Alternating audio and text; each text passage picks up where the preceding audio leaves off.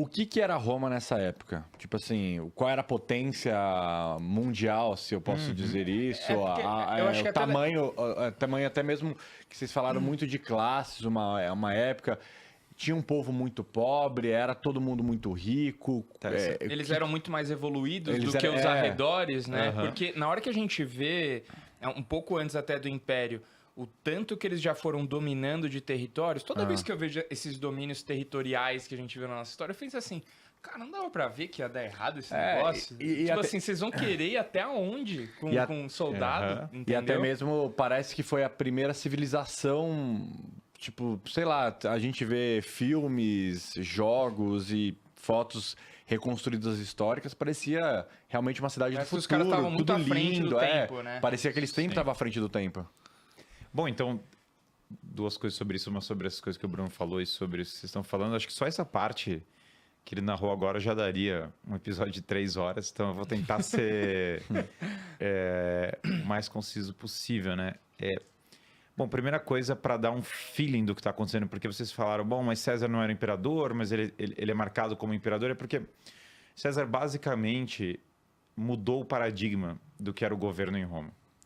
E a diferença do César para um Sulla, ou para o Mário, ou para outros caras que vieram antes é interessante, porque o Sulla ou o Mário, eles tomavam o poder e faziam a chamada prescrição, que é você pegar os bens dos seus adversários e distribuir para os seus aliados. Fizeram isso várias vezes, inclusive o César quase foi alvo do próprio Sulla, ele teve que escapar.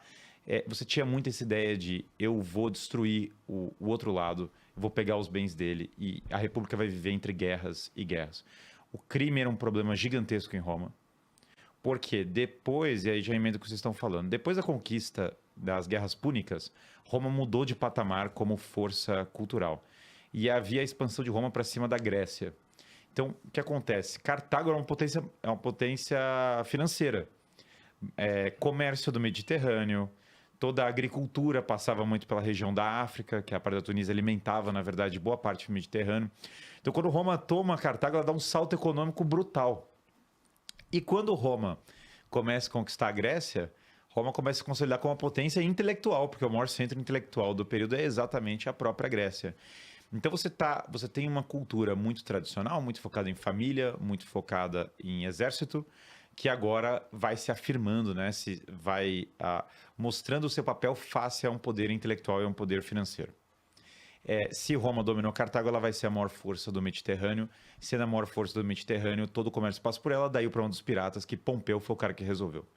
Então, Pompeu já é considerado um cara muito casca-grossa, porque ele resolveu um dos maiores problemas da República Romana, que é o problema do crime. Praticamente todo o problema do crime, vários reis de fronteira, Pompeu foi o cara que matou no peito e falou, eu vou resolver essa parada aqui, eu preciso de poderes maiores para resolver esse problema. Ele resolveu esse problema o quê? Matando geral? Cara, esse é o ponto do fim da República. Tem dois itens que entram, né, para citar uma imaginário romano. Ares e Vênus, entendeu? É o deus da guerra, é Marte e Vênus, vai. O deus da guerra e o deus do amor.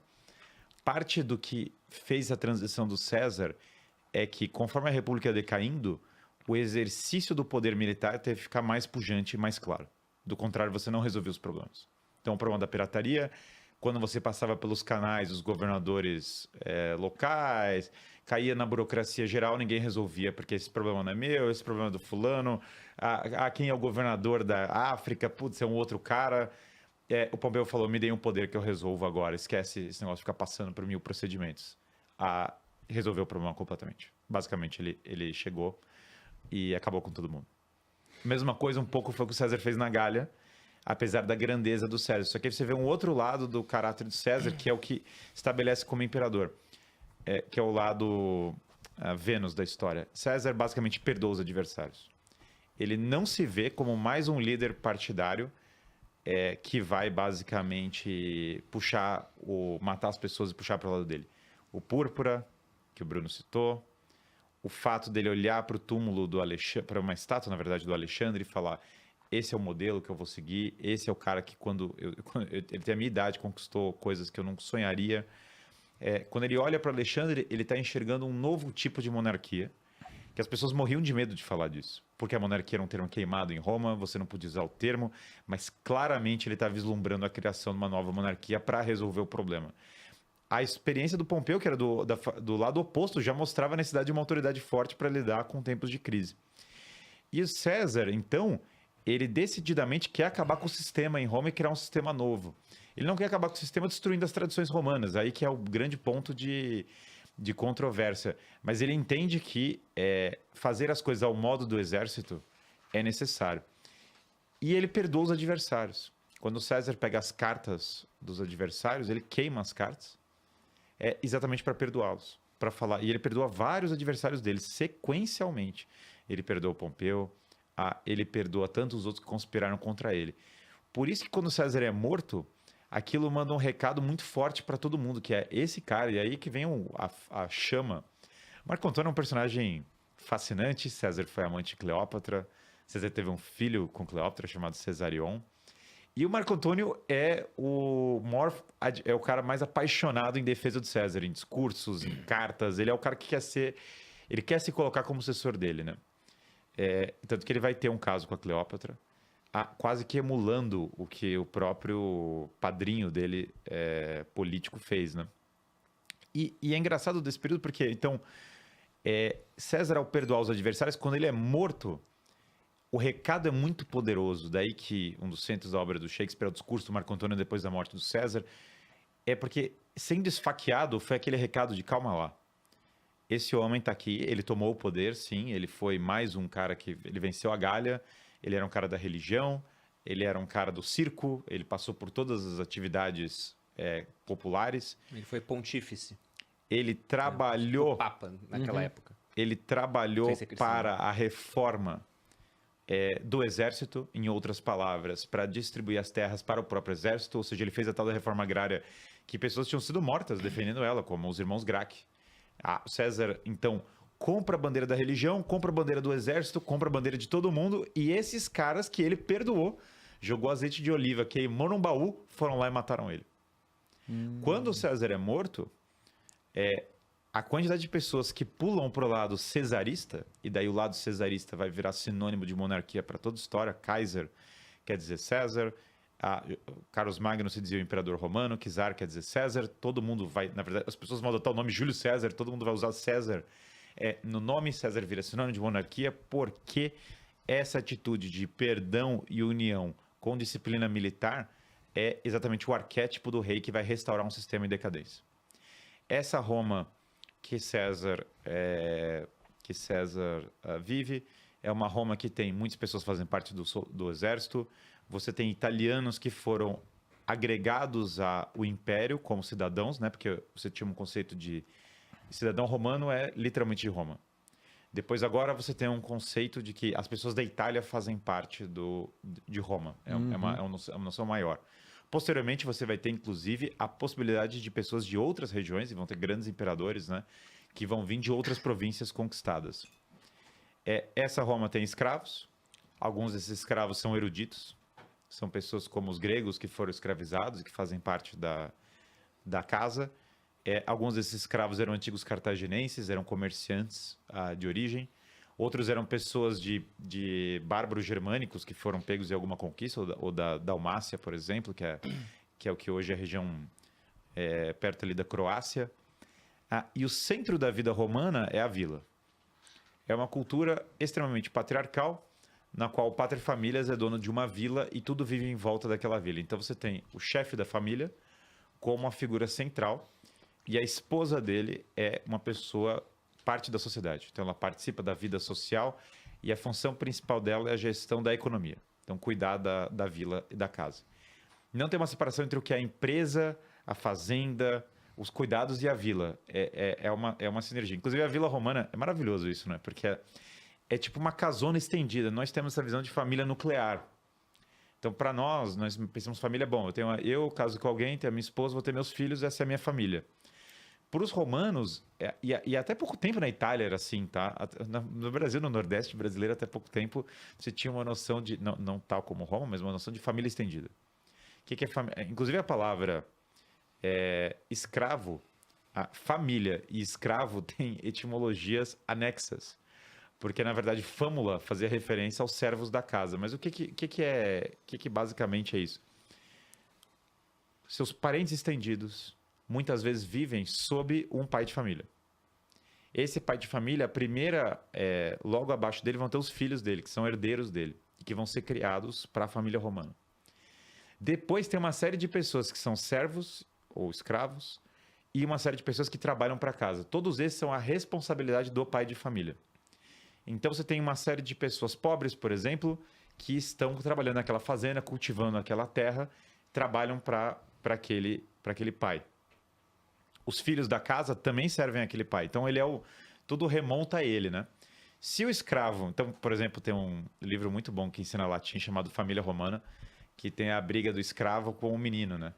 E aí tem depois eles disciplinando os dois. E é engraçado a diferença, o tratamento do escravo e o tratamento da criança.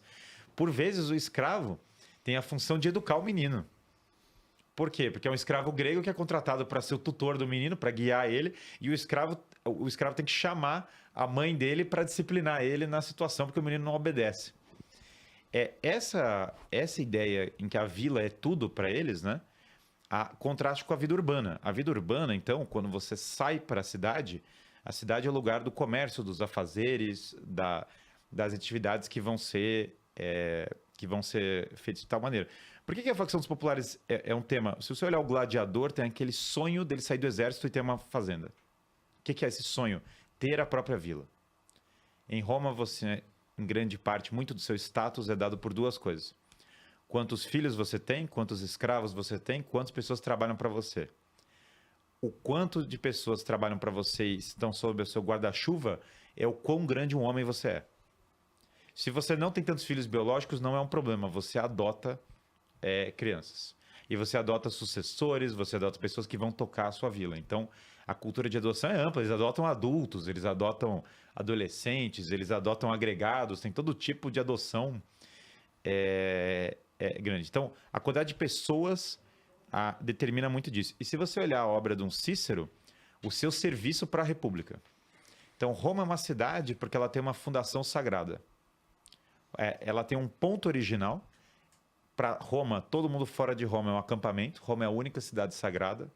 Essa fundação, na história da Eneida, vai passar pelo Enéas, que é descendente de Troia.